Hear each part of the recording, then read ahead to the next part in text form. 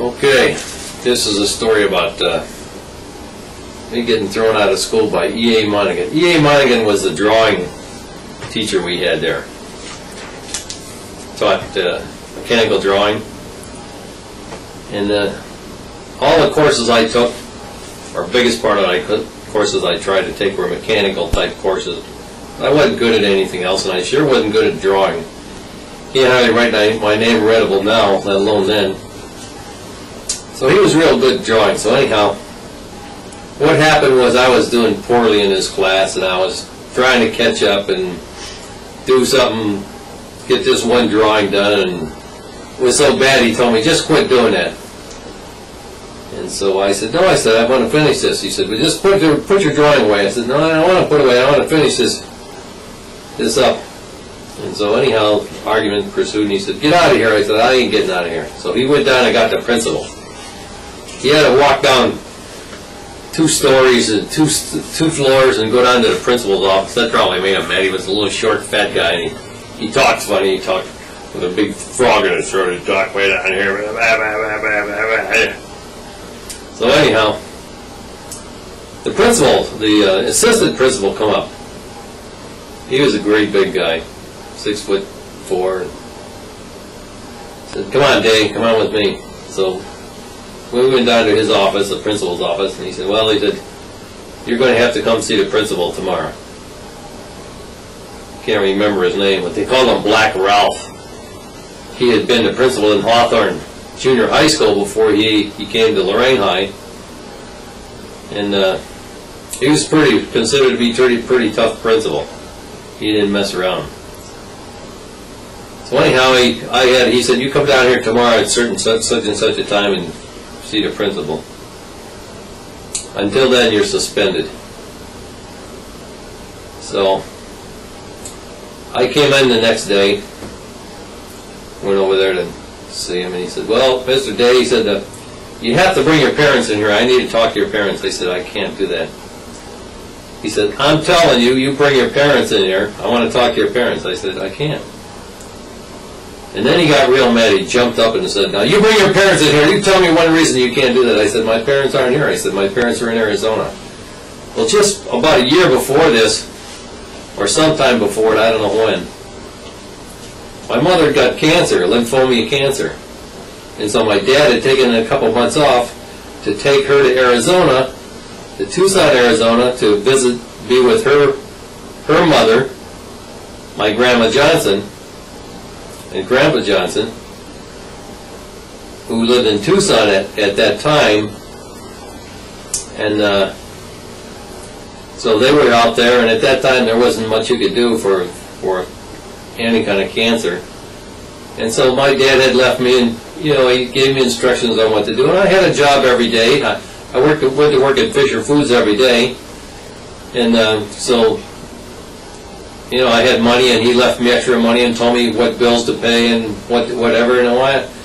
I cooked at home some, and if I didn't like that, I went to the restaurant that was right behind the Fisher Foods place.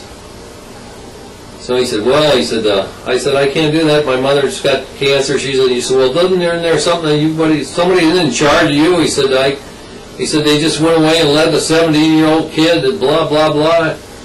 I said, well, I don't know.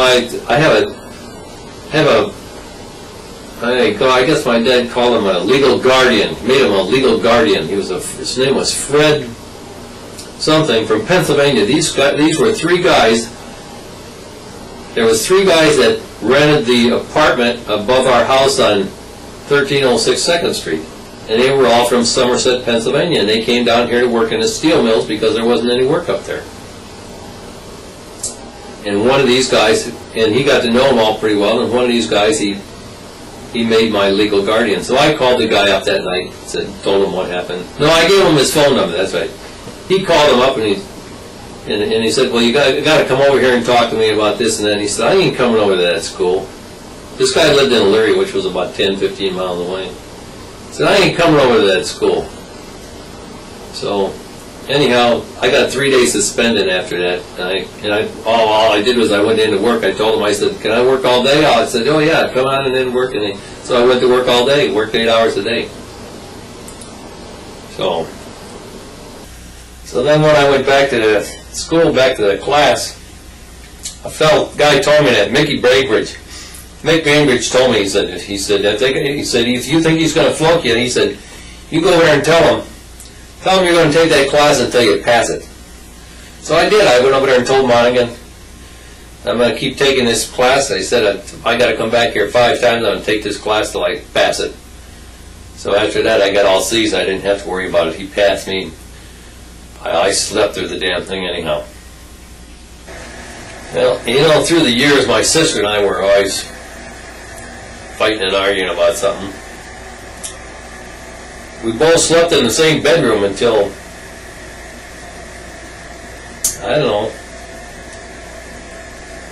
up into our early teens. And I remember one time we had an argument. She was always getting the best of me. And we had some kind of argument.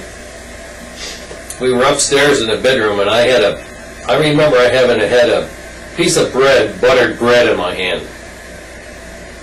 And we got in some kind of argument, or she thought she was going to be smart. But she was bigger than I was at that time. She's 2 years older, a couple years old, 2, 3 years older. And I remember she kept pushing me into the screen like she was going to push me out the window, upstairs window. And she kept pushing me into that screen.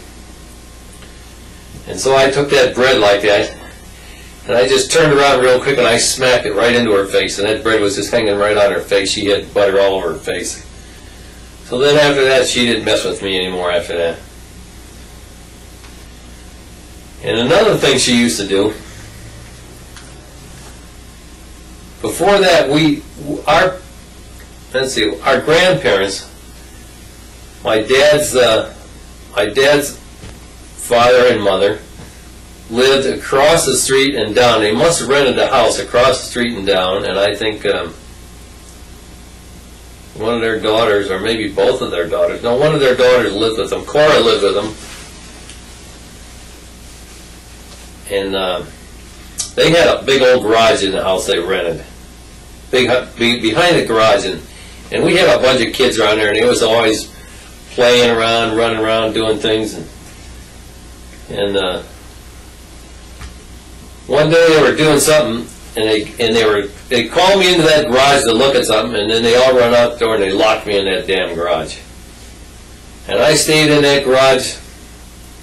I don't know how long I stayed in that garage, but I yelled bloody murder.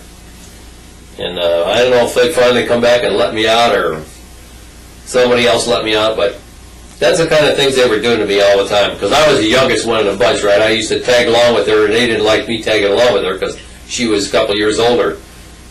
So all these kids and all these, and this bunch, they locked me in the garage. They thought they got rid of me. When I was younger, maybe 10, 11, I don't know, before I was a teenager anyhow. Maybe I was 6 or 7, I don't know. Anyhow, years before that, they used to have what they called knickers. And knickers were, and I remember having brown corduroy knickers. And knickers were, they were pants that came down to your knees, and then they were tight around the knee. Just below the knee they were tight, with like a cuff. And they were kind of like a football player's uniform type of a thing. And I wore them knickers, I wore them knickers all the time. Now, I remember my mom went to put me in the long pants, and she had just a hell of a time to try to get me out of those knickers. I remember I really loved those knickers. I couldn't stand them. I don't know what made me like them, but I really thought them knickers were nice. And I remember she had a heck of a time getting me out of those knickers.